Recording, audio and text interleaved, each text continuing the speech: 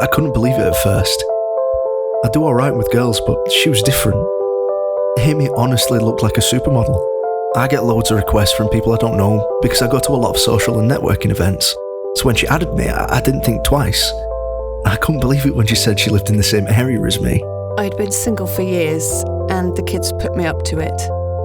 Said I should do it before I got too old, the cheek. They helped me set up my profile and picked out all their favourite pictures of me. After a few weeks of half-heartedly searching, Simon appeared. He worked as a director of an international charity. Like me, he was divorced and had been bullied into online dating by his teenage kids. We had so much in common, so conversation was easy. I felt like we were soulmates from the off. We exchanged numbers, and I started messaging her about the in-places to go out near us. After non-stop messaging for a week, I was really keen to take her out.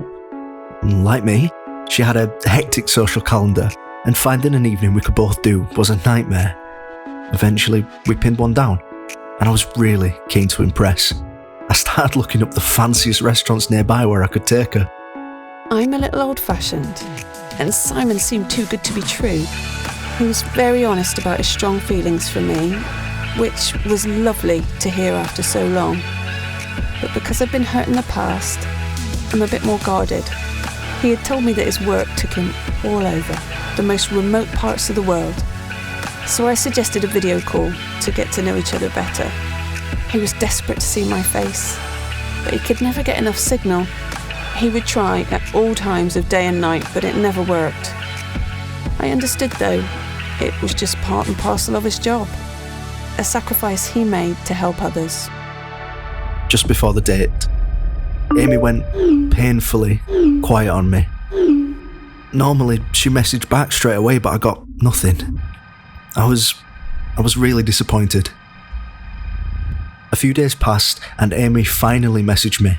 She apologised for the radio silence, but her dad had suddenly passed away. She'd had to fly over to the south of France where I'd been living. I'd lost my mum some years ago, so I could totally empathise with what she was going through. Obviously, we said we would reschedule the date, but to be honest, I just wanted to be there for her. She didn't have any siblings and her parents were divorced, so she was really on her own. After a few weeks of messaging, Simon told me about an exciting opportunity he really wanted me to be part of. He said it would be something that would bring us together, our first little project as a couple.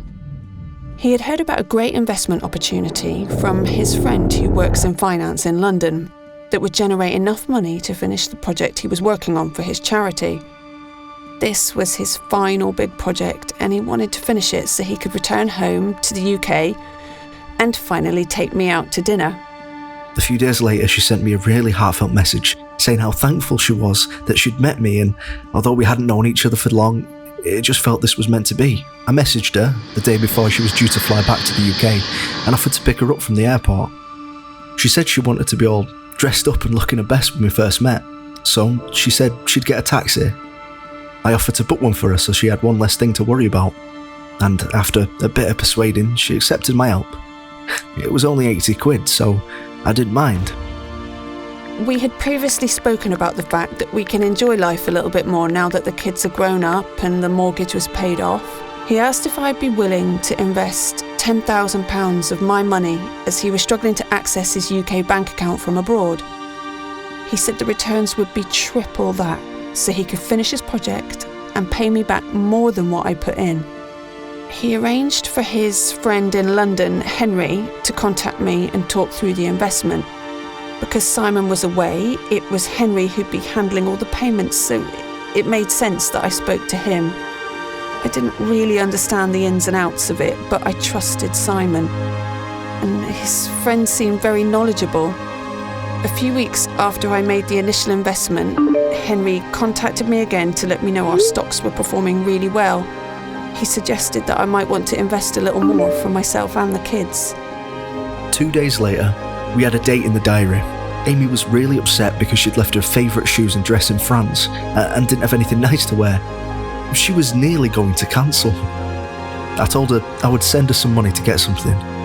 She was having a hard time after all. As a thank you, she reserved a table at a place in town and pre-ordered some champagne for us to celebrate. It was the fancy restaurant I had picked out before. I knew the deposit to reserve a table there was extortionate, and I didn't even want to think about how much a bottle of champagne was. So when I sent her the money for a new outfit, I added a bit extra. I couldn't believe I'd been the victim of a fraud. I couldn't believe I'd been a victim of fraud. Stop. Take a moment before parting with your money or personal information. Challenge. Is this person really who they say they are? Don't feel pressured into sharing personal or financial information. Protect. Contact your bank immediately if you think you have fallen for a scam and report it to Action Fraud.